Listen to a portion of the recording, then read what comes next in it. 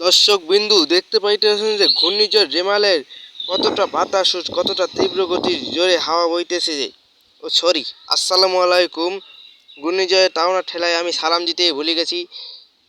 দর্শক দেখতে পাইতেছেন যে ঘূর্ণিঝড় রেমালের তাণ্ডব লীলা।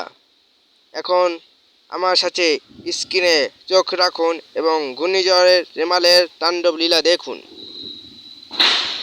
দেখুন এখানে জড়ো হাওয়া বইতেছে এবং বাতাসে গাছ ফেলে দিয়েছে। আমরা এখন বন্যার সময় ভিডিওটা ধারণ করেছি। দেখতে পাইতেছেন যে বাতাসটা গতিবেগ অনেকটাই বেড়ে গিয়েছে এবং বাগানে পানি উঠে গিয়েছে। আর এদিকে খুব জোরে বৃষ্টি বইতেছে আর মানুষের ঘরবাড়ির ছাদ উড়িয়ে নিয়ে যাচ্ছে।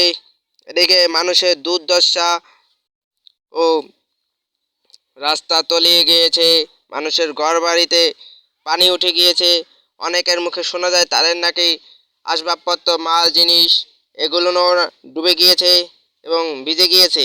আমরা সরাসরি দেখতে পাই যে মানুষের অনেক কষ্ট, চারিদিকে কান্নার হাহাকার এবং লোকমুখে আরও শোনা যায় যে বিগত 50 বছরও এরকমের বন্যা তারা কখনোই দেখেনি। 2007 সালে ঘূর্ণিঝড় আইলা যখন হয়েছিল তার থেকেও বড় বন্যা এটা। দেখুন যে মানুষ কি কষ্ট করে পানির ভিতর থেকে রাস্তা দিয়ে হাঁটছে।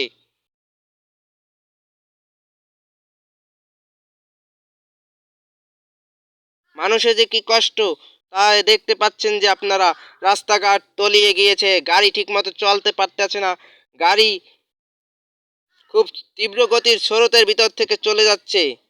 এটা যে কতটা ভয়ানক তা আপনারা নিজ চোখে দেখতেই পাচ্ছেন। এদিকে এটা হচ্ছে বন্যার পর ধারণকৃত ভিডিও। যখন বন্যা শেষ হয়ে গেছে তারপর বেরিয়ে আমরা রাস্তায় যা দেখতে পাই, মানুষের দুঃখ দুর্দশা। এদিকে কারেন্টের খাম্বা পড়ে গিয়েছে, ওদিকে মানুষের ঘরবাড়ি ভেঙে গিয়েছে।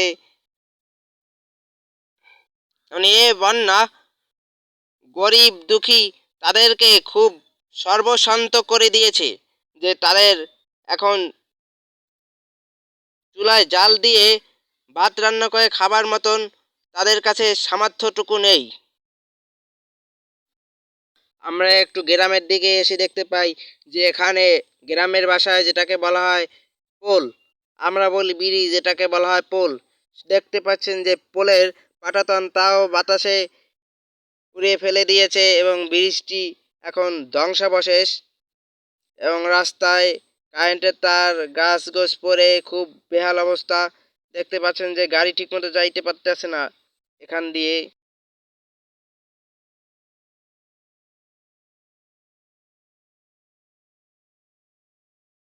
দেখুন দর্শক, গাছ কিভাবে পড়ে আছে রাস্তার উপরে। এই সাইডে দেখুন যে গাছ কিরকম পড়ে আছে। দর্শক বিন্দু, আপনারা চারিদিকে একটু নজর দিয়ে দেখবেন যে মানুষ কি কষ্ট করছে। আমি আপনাদের কাছে একটি মাত্র রিকোয়েস্ট করব যে আপনারা দুঃখ কষ্ট গরিব দুঃখী মানুষের কাছে সরকারের ত্রাণ ভালোভাবে পৌঁছিয়ে দিবেন এবং তাদের পাশে দাঁড়ান, তাদেরকে সহযোগিতা করুন। আমার মাত্র আপনাদের কাছে এই একটি কথাই রিকোয়েস্ট করলাম।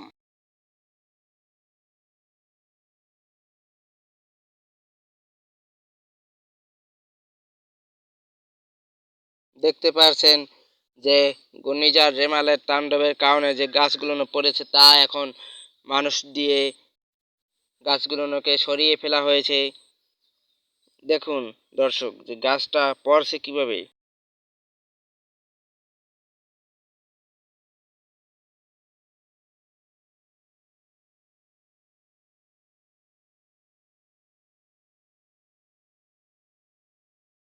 এই সাইডে আমরা আরো দেখতে পাই যে এখানের ঘরের উপরে একটি টিন উড়িয়ে নিয়ে গিয়েছে এবং টিনের উপরে থেকে ভেঙে ফেলেছে। আর চারিদিকে দেখুন যে বুড়িগঙ্গা নদীর পানি যেরকমের কালা সেরকমের কালো হয়ে গিয়েছে, পানিটা মানে খুবই দূষিত হয়ে গিয়েছে গাছের কষে। আর এই যে দেখুন যে কি রকমের মাঠে পানি জমে আছে, দেখলে বোঝাই জানি যে একটা বড় নদী। এই যে দেখতে পাচ্ছেন যে গাছ কি রকমের পড়ে আছে রাস্তার উপরে।